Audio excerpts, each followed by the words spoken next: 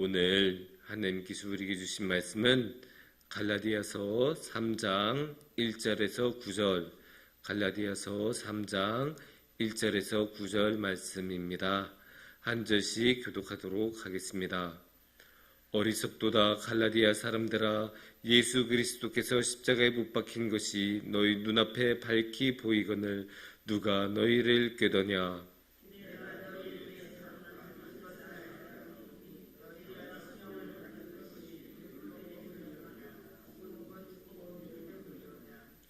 너희가 이같이 어리석으냐. 성령으로 시작하였다가 이제는 육체로 마치겠느냐.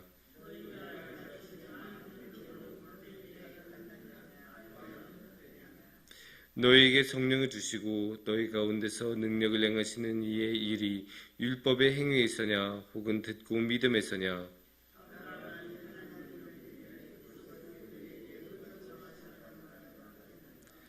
그런즉 믿음으로 말미암은 자들은 아브라함의 자손인 줄 알지어다.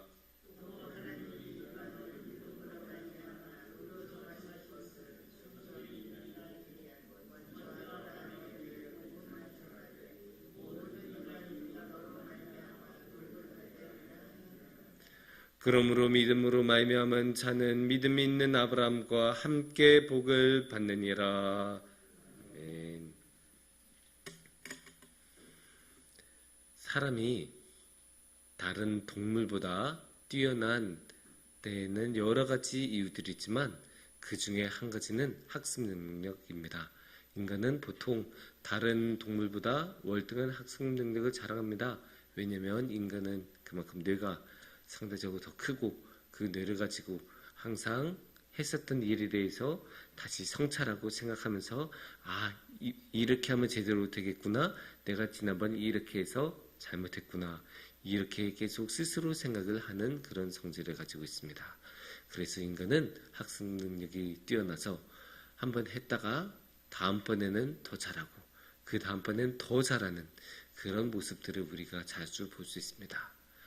반대로 이 말을 생각해보면 학습 능력이 떨어지는 경우에는 다른 사람들이 하고 아쉬워하는 경우들이 있다는 것입니다.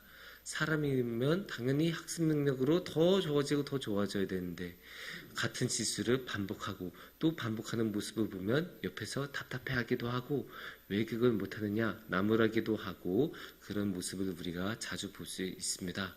그런데 이제 사람들이 같은 실수를 또다시 저지르고 또다시 저지르는 데는 단순히 학습 능력이라는 실력의 문제만은 아닌 경우가 많기도 합니다. 왜냐? 사람한테는 다른 동물에는 없는 한 가지 중요한 특징이 있죠. 그것은 무엇이냐면 욕심입니다. 사람은 욕심 때문에 똑같은 실수를 저지르고는 합니다. 예를 들면 당연히 체중을 감량하려면 저녁 시간에는 식사를 하지 않는 것이, 음식을 섭취하지 않는 것이 상식인데 기어코 결국 밤에 무언가를 섭취하는 경우가 있습니다. 그게 똑똑하지 못해서이겠습니까? 그 상식이 없어서 그랬겠습니까? 아니죠. 음식에 대한 식욕을 제어하지 못해서 일어나는 경우가 많습니다. 그런데 이제 성경에서도 보면 이런 학습 능력에 관한 이야기들을 우리가 볼 수 있습니다. 특히 오늘의 말씀을 볼 수 있는데 오늘의 말씀에서는 사도 바울이 특이하게도 탓하는 말씀, 책망하는 말씀을 볼 수 있습니다.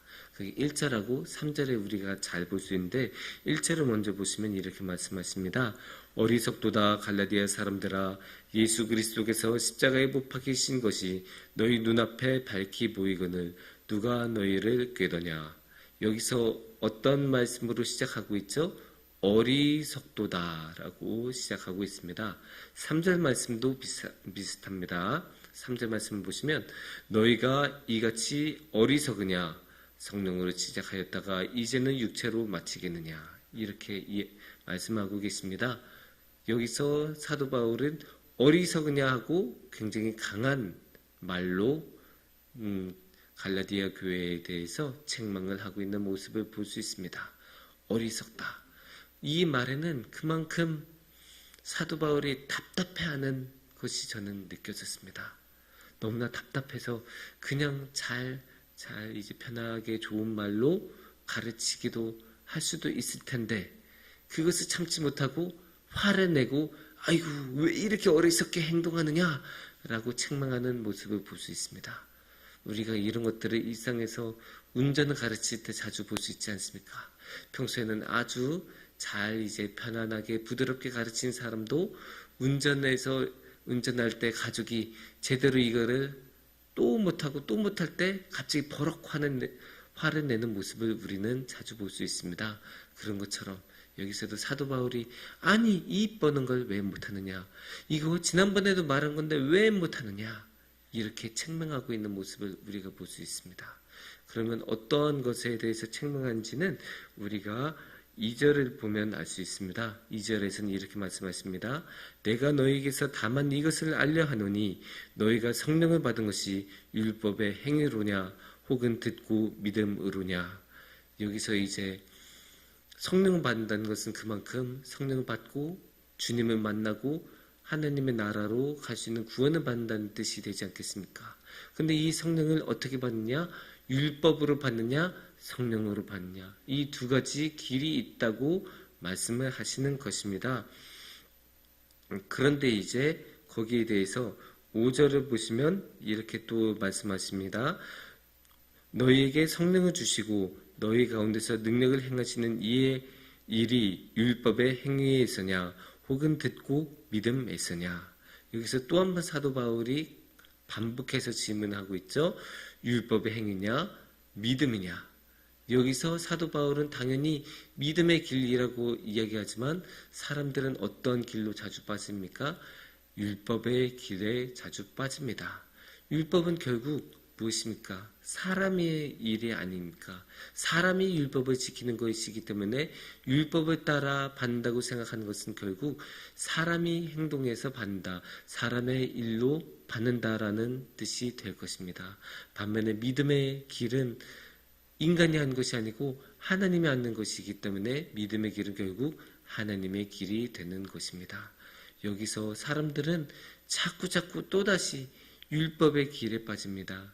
자신이 하는 것이라고, 인간의 일로 하는 거라고, 인간의 실력으로 해내는 것이라고 항상 생각하고 또다시 율법에 빠지고 율법의 길로 행합니다. 하지만 이미 사도 바울은 여러 차례 율법이 아니라 믿음의 길이 만 것이라고 하고, 이 앞선 2장에서도 굉장히 상세하게 율법이 아니라 믿음으로 구원을 받는다, 믿음으로 의롭게 된다라고 강조를 했건만 이 갈라디아 교회는 그걸로도 듣지 못하고 그걸로도 깨닫지 못하고 또다시 율법의 길로 가고 또다시 인간의 길로 빠지는 모습을 볼 수 있습니다. 그렇기 때문에 사도 바울은 너무나 답답해서 왜 그러냐, 내가 이미 말하지 않았냐, 인간의 길로는 방법이 없다, 율법의 길로는 방법이 없다, 너희들은 오직 믿음의 길로 행해야 한다라고 힘주어 강조하고 있습니다. 이렇게 믿음의 길로 가고 하나님의 길로 가는 경우는 어떻게 되겠습니까? 하나님의 길로 갔을 때는 6절을 우리가 볼 수 있습니다. 6절을 보시면 아브라함이 하나님을 믿음에 그것을 그에게 의로 정하셨다 함과 같으니라 라고 하십니다. 그러니까 여기서 이 믿음의 길로 간 경우가 어떤 경우냐 하면 아브라함의 갔었던 길입니다. 아브라함이 이미 그렇게 가서 훌륭하게 본을 보여주지 않았느냐. 그렇게 아브라함이 하나님을 믿는 것을 하나님께서는 의로 여기시고 이끌어주시고 그걸로 인해 하나님의 길로 갈 수 있게 해주지 않으셨느냐. 그렇게 사도 바울은 이 믿음의 길이 무엇인지, 하나님의 길로 걸어갔을 때의 결과가 어떤지를 보여줍니다. 하지만 이제 여기서는 이 갈라디아 사람들에게는 본질적인 불안함이 있습니다. 왜냐? 갈라디아 사람들은 원래 유대인들이 아니었기 때문입니다.